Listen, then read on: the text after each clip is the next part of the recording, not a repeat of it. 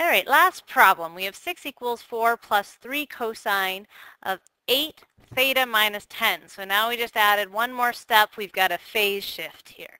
So algebraically, let's go ahead and work through and solve this. So the first thing I'm going to do is subtract 4 from both sides, and I get 2 equals 3 cosine of 8 theta minus 10.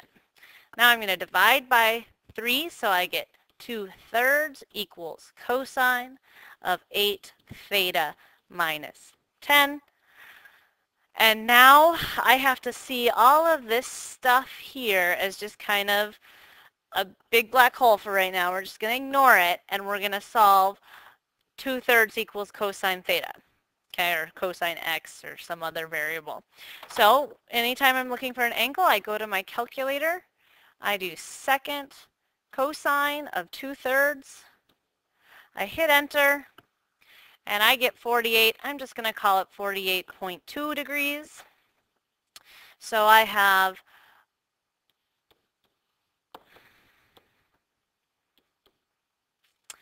and now instead of it equaling just x, right? Okay, so we're just going to see this equals x for now. So we know we're at 48.2, so we know that's going to be in the first quadrant.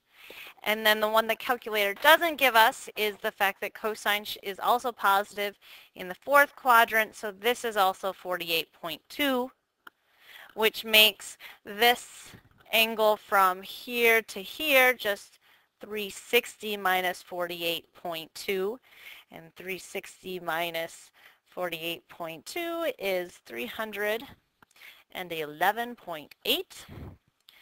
All right, but then again, we know from all the previous problems is I could keep going around and around this circle. So we add 360k to both of these.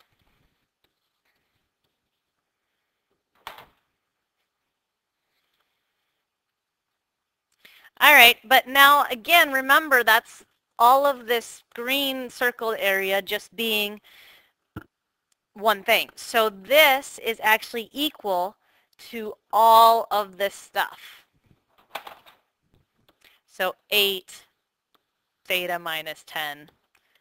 I'm going to move this down so I have some space. And this is also equal to 8 theta minus 10. All right, and now we're just into algebra. So the first thing I want to do here is divide by 8, which means I take everything over here and divide by 8.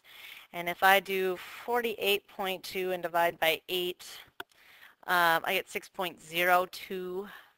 So I'm just going to call that 6. And then if I do 360 and divide by 8, I get 45k. And now that equals theta minus 10. Okay, and then the last step there is to add the 10.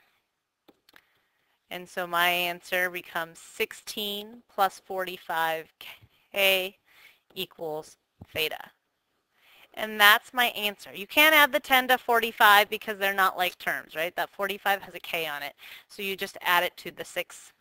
And so there's half of our solutions. And then we do the exact same thing on this bottom half. So we divide by 8. Again, you have to divide everything by 8. So make sure you're dividing that 360 by 8 as well.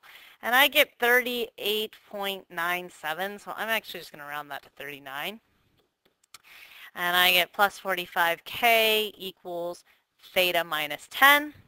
Same thing as we did before. Go ahead and add the 10. Again, you can only add the 10 to the 39. So my answers are 49 plus 45. Oh, I forgot the k here. And that is our other half of our answers. And then we could pick values for k to get specific solutions if we wanted to. Again, let's look at how we're going to put this in our calculator. So we put this into your y1. We put 6 into y2. So let's plug that in. That's nothing new. We've been doing that the whole time. So I'm going to put 6 into y2, and I'm going to put 4 plus 3 cosine 8 parentheses theta minus 10 end my parentheses for x minus 10, end my parentheses for the whole argument of cosine. Now we probably want to adjust the window a little bit. Obviously, if I want to see 6 here, I need to go up.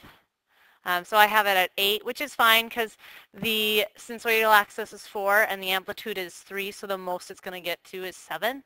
And I just did 360 because this 8 means I'll see 8 cycles, so that'll be plenty, maybe even too many. But let's just graph it, see what it looks like.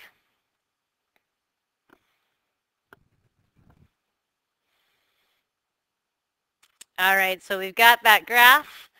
Let's just pull it here on our screen. And then if we want to find those answers, again, remember our answers algebraically were 16 plus 45 and 49 plus 45. So I'm going to put those right here so I can double check that when I'm going through and finding my intersection points. So I had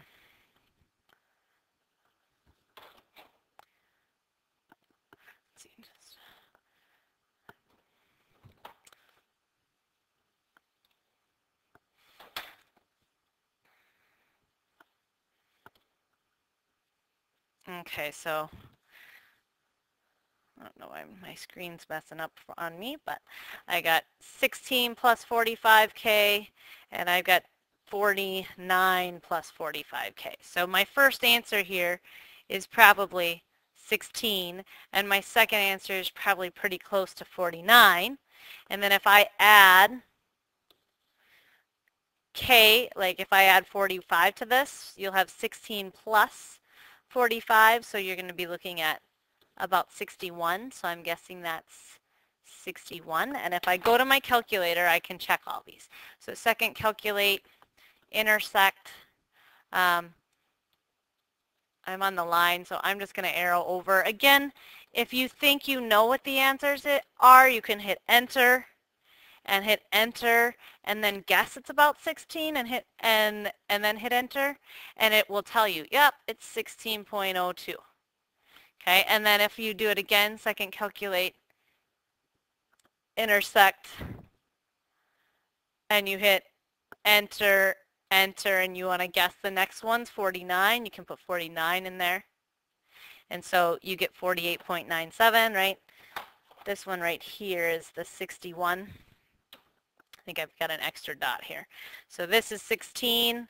This is the 49, this is a 61, and I could keep going on with this.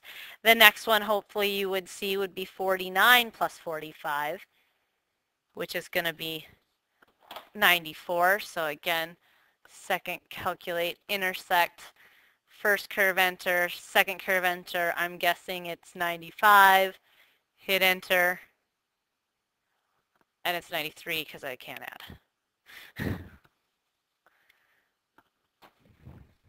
Well, it's 90, sorry, I thought I had the wrong thing, 93.97, and so therefore I was rounded correctly at 94.